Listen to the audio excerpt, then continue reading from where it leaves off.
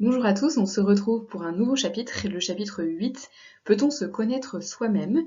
On va traiter deux notions du programme, la conscience et l'inconscient.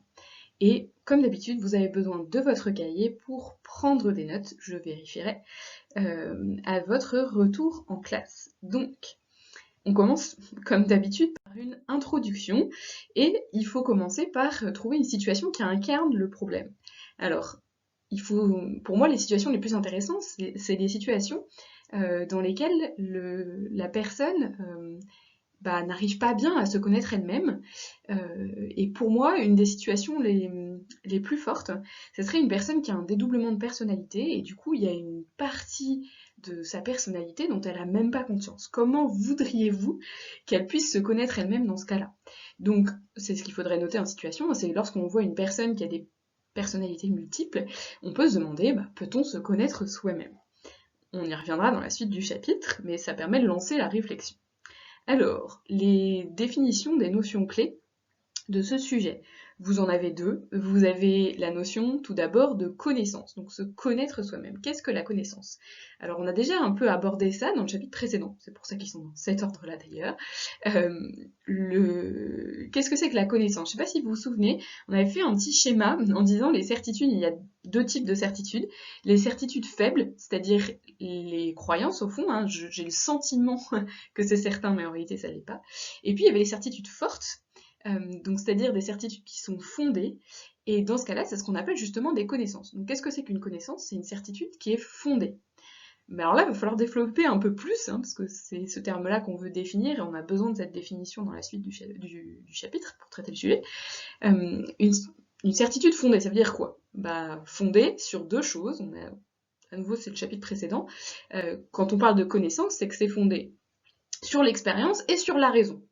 Si on atteint un degré maximal de certitude, c'est carrément de la science, mais là on est au niveau en dessous, au niveau de la connaissance. C'est une connaissance fondée sur, donc une certitude fondée sur l'expérience et sur la raison. Alors ici, ce qui m'intéresse, c'est notamment l'idée de raison. La raison, c'est la capacité à se poser des questions et à y répondre de façon logique.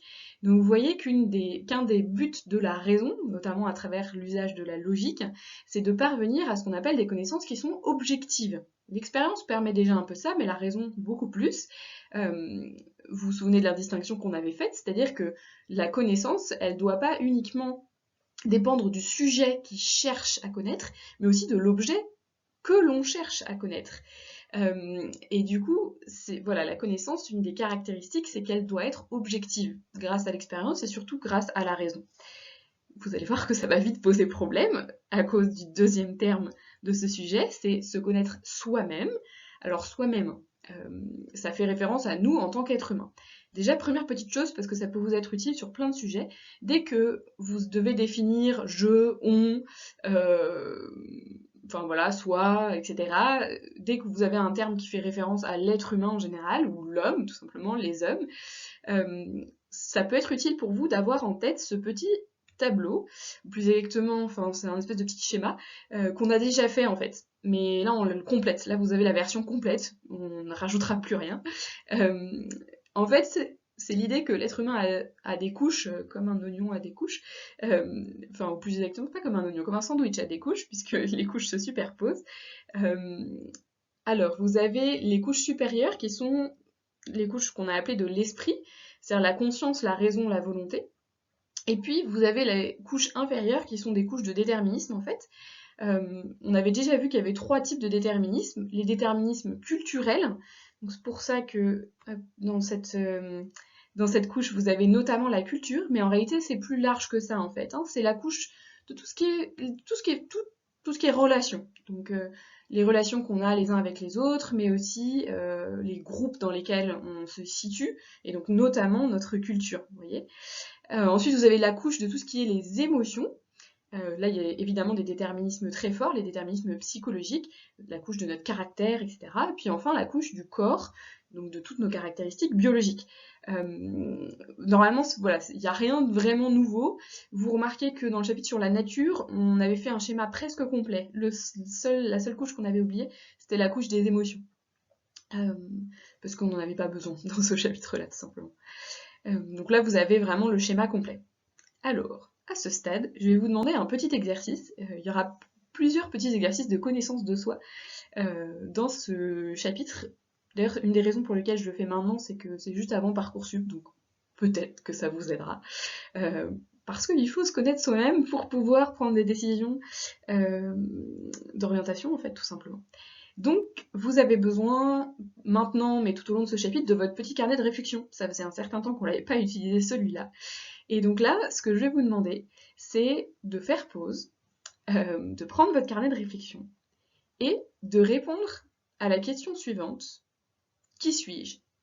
Alors volontairement, je donne aucune précision sur cette question-là. Pendant 1 minute 30, enfin en gros quoi, vous essayez de répondre à la question qui suis-je avec ce qui vous vient. Et il y a plusieurs façons d'interpréter la question, mais justement, c'est ça qui est intéressant.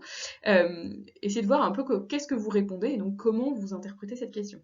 Okay, donc je vous laisse faire pause et faire ce petit travail qui va être intéressant pour la suite.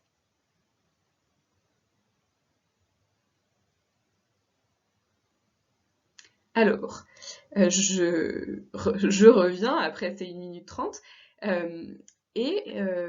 Pourquoi je vous ai fait faire cet exercice? Parce que normalement, déjà, ce qui est intéressant, c'est de voir qu'est-ce que vous avez écrit en fait. Par quoi vous vous définissez vous-même, si on vous demande d'écrire spontanément qui suis-je. Normalement, vous devez remarquer que forcément, ça rentre dans une des cases du tableau que j'ai mis là en fait. Une des questions, c'est est-ce que vous vous définissez par votre corps? Est-ce que vous avez mis des caractéristiques physiques, des caractéristiques biologiques? À quel point c'est important pour vous, en fait? Est-ce que vous vous définissez par vos émotions, par votre psychologie, par votre caractère? Donc ça, c'est très fréquent, en fait. Beaucoup de gens se définissent par ce qu'ils ressentent, par leurs caractéristiques psychologiques. Ensuite, est-ce que vous avez mis des informations sur des relations, des groupes d'appartenance, votre culture? Est-ce que vous avez mis je suis le fils de nanana, j'appartiens, enfin je suis au lycée Marie Curie, voilà, je suis français. Et dans ce cas-là, vous définissez en partie, voilà, par vos relations, vos groupes d'appartenance, votre culture. Ensuite, est-ce que vous vous définissez par des décisions, des actions que vous faites, des décisions que vous avez prises? Alors peut-être que vous êtes un peu jeune pour ça, mais il y a certaines personnes, voilà, des trucs fondateurs, c'est d'avoir décidé tel ou tel jour, de faire ça, de s'être lancé dans telle chose, etc. Donc il y a des gens qui se définissent par ce qu'ils font, plus que par leurs relations, leurs émotions, leur corps. Ensuite, il y a se définir, plus rare, mais ça existe aussi, par nos pensées en fait, ce qu'on pense sur le monde. Il y a des gens, c'est leurs pensées qui les définissent, donc par exemple leurs opinions politiques, voilà. Donc ça c'est une autre façon de se définir soi-même. Et alors la conscience, là pour le coup, c'est pas possible, enfin bon, peut-être qu'on en rediscutera en classe.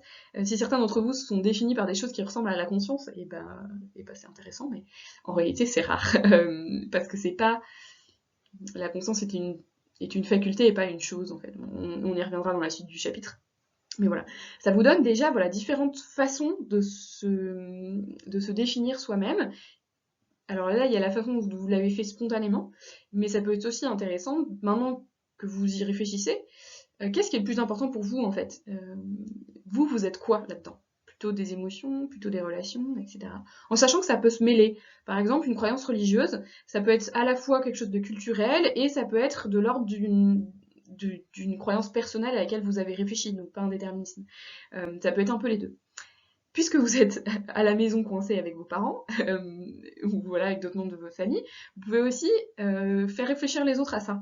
Et vous vous rendre compte, voilà, les autres membres de votre famille, qu'est-ce qu'ils se définissent par quoi? Qu'est-ce qui est important pour eux? Ça peut aider à comprendre aussi les autres membres de sa famille, de se dire, ok, en fait, peut-être qu'en fait, mon frère, je le comprends pas du tout, parce qu'en fait, ce qui est important pour lui, c'est ses émotions, alors que moi, en fait, c'est mes actions, vous voyez, enfin... Donc c'est un petit exercice intéressant. Donc voilà, soi-même, ça désigne nous en tant qu'être humain, c'est-à-dire avec toutes ces facultés-là. Donc en dissertation, vous pouvez dire un être humain, c'est un être doté de conscience, de raison, de volonté, qui est en interaction avec les autres et qui a aussi des émotions et un corps. Voilà, c'est pour transformer ça en phrase. Okay. Mais là, je suis restée un peu à la surface des choses. J'ai dit soi-même, c'est nous en tant qu'être humain. Mais il faut creuser parce qu'en fait, il y a un mot très important dans soi-même, c'est soi-même. L'idée là, quand il y a ce mot-là dans le sujet, il y a l'idée que il s'agit enfin, de se connaître soi-même, donc je fais ce geste-là, c'est-à-dire que je suis à la fois le sujet qui connaît et l'objet que l'on cherche à connaître. Donc je suis à la fois sujet et objet de connaissance là-dedans. Et ça va poser problème parce que ça donne un caractère subjectif à la connaissance de soi. Et peut-être vous commencez à sentir la contradiction entre une connaissance qui doit être objective et comme là il s'agit de se connaître de se connaître soi-même et pas juste de connaître n'importe quel objet, genre connaître le fauteuil sur lequel je suis assise, ça va poser problème. Donc on en arrive à l'opposition justement. On va commencer par le premier côté. Le côté quand même le plus évident, c'est qu'on peut se connaître soi-même. Enfin, je demande ça à quelqu'un, alors il dit bah oui. Donc on va commencer par ça. D'un côté, il peut sembler évident que l'on peut se connaître soi-même. Alors pourquoi? Parce qu'en fait, on fait toujours en permanence l'expérience de nous-mêmes. Donc le premier fondement de la connaissance, l'expérience, il semble être là. En fait, on est toujours en présence de nous-mêmes. On est même, du coup, en ce sens-là, les mieux placés pour se connaître, vu que on est toujours avec nous-mêmes, on fait une expérience continue et permanente de nous-mêmes. D'accord euh, Grâce à la conscience, justement. En fait, la conscience, c'est cette faculté qui va permettre de connaître toutes les autres couches ensuite. D'accord donc ça, c'est le premier côté. On fait en permanence l'expérience de nous-mêmes. On est toujours présent à nous-mêmes et donc on est les mieux placés pour se connaître grâce à la conscience. Mais d'un autre côté, on peut aussi penser qu'on ne peut pas se connaître soi-même parce que par définition, la connaissance de soi, elle est toujours subjective, ce qui est contraire avec la notion même de connaissance. Enfin, une espèce d'oxymore là entre connaissance de soi, connaissance objective de soi, subjectif, bug. Donc ça, c'est le problème auquel on va faire face. Il faut résumer ça dans une problématique. Alors, ça peut être pas mal que vous vous entraîniez, surtout ceux qui ont du mal, à faire la problématique si je vous donne la formule comment alors que. Donc, comment? À vous de compléter, faites une pause et vous écoutez la suite après. Comment alors que, donc je reviens après la pause, comment pourrait-on se connaître soi-même alors que, par définition, la connaissance de soi est subjective et non objective.